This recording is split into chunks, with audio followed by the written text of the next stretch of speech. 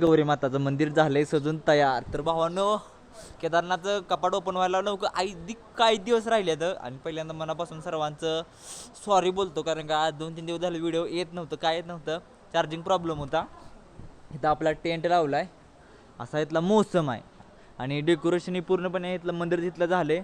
वर पण रस्त्यातलं बर्फाचंही म्हणजे एवढं पण रस्त्यात बर्फ यायला लागेल ती पूर्णपणे काढायला लागला. आणि 2 दिवस झालं मौसम एकदम साफ आहे, त्यापाई काय टेन्शन नाही. आणि एकदम फेक न्यूज द्यायला लागले ते की केदारनाथची तारीख मोहर ढकलण्यात येतील, पण तशी त्या फेक न्यूजवर तुम्ही काय साईड लक्ष देऊ नका. मोहर तारीख ढकलण्यात येणार नाहीत. आणि 22 तारखेला तुम्हाला अनेकदा प्रश्न पडला की आम्ही टेंटमध्ये येणार आहे. मला अनेक फोन आलं, पण भावानं तुम्ही टेन्शन घेऊ नका. तुमचा भाऊ जोपर्यंत वरती केदारनाथमध्ये आहे तोपर्यंत तुम्हाला टेंटला जास्त पैसे द्यायला लागणार नाहीत, कारण का तुमचा भाऊ तिथं आहे ना केदारनाथमध्ये. एकदम तुम्हाला स्वस्तात आणि कमी रेटमध्ये तुम्हाला मी टेंट देणार तिथं.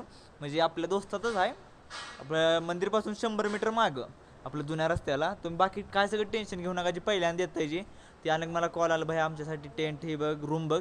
तर रूमसाठी टेंटसाठी अजून एक व्हिडिओ येणार आहे, नक्की कमेंट करा.